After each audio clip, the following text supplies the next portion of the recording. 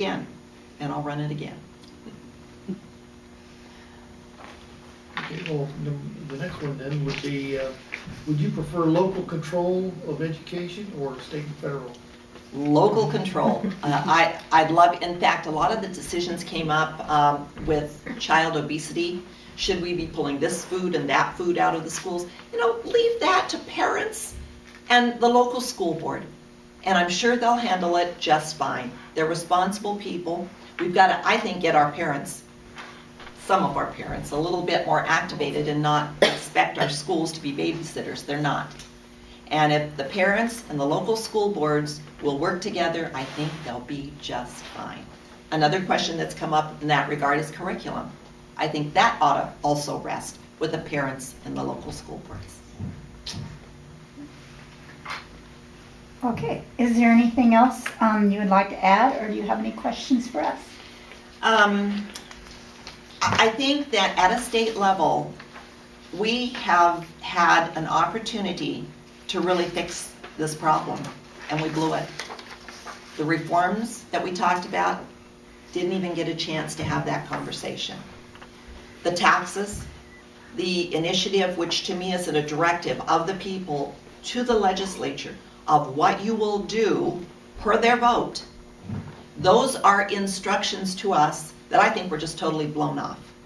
So if we're going to keep doing that kind of thing, why are we bothering to spend the money to put that on a ballot? It didn't seem to mean anything. If that's the case, what's next? You've got to pay attention to the people that have voted and have told us what they intend to do. The I-960 was the initiative that was passed in 2007 when we had a $2 billion surplus. And the people said to the legislature, oh, by the way, before you can raise any tax on us, there has to be a 2/3 vote of the legislature. That's how we held off all the taxes from hitting the people last year.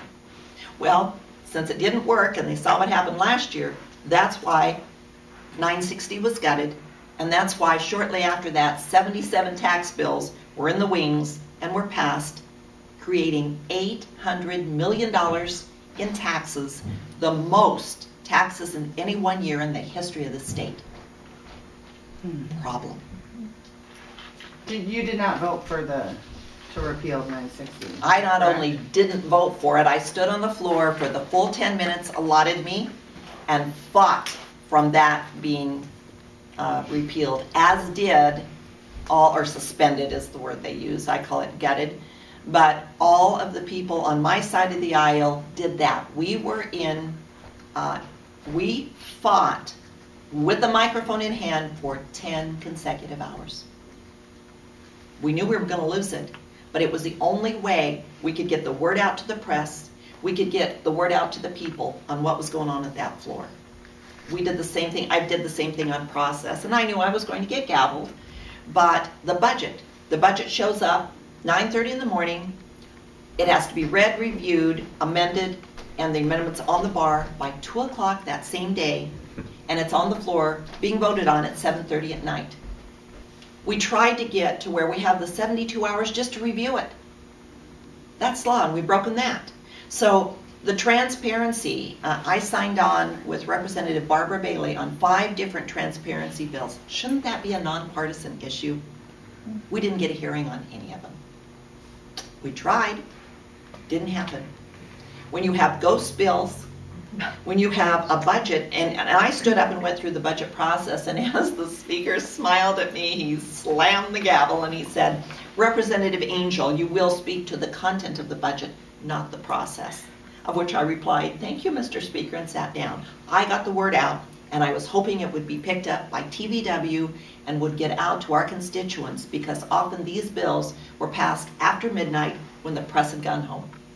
Transparency, or the lack thereof.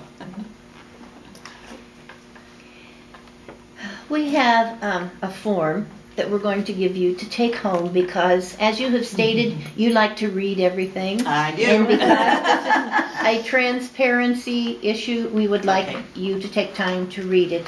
It is our Washington contract from America.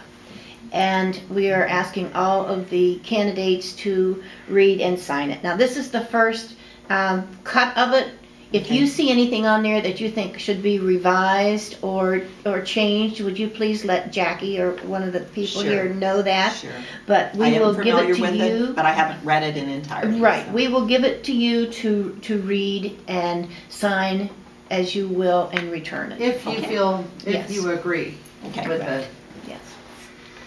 Kind of on the federal level a little bit too. Yeah, we were just debating whether to go ahead and do a state level one, because this is more of the federal level. You know, just basically following the And Constitution. just to let you know, I have signed on to a number of those types of issues that as a state legislator, I was appointed a couple years, well, my first year actually, to the American Legislative Exchange Council. I sit on the Civil Justice Task Force, which is 50% public, electeds like myself, and 50% private sector. And we work on tort reform. And that organization, I am now the state co-chair for the organization. I was recently appointed a couple months back. And what they do is they send out that kind of thing that we can sign, and every state in the nation, legislators can sign through email signatures. And as an organization, then we send on those things to the national level.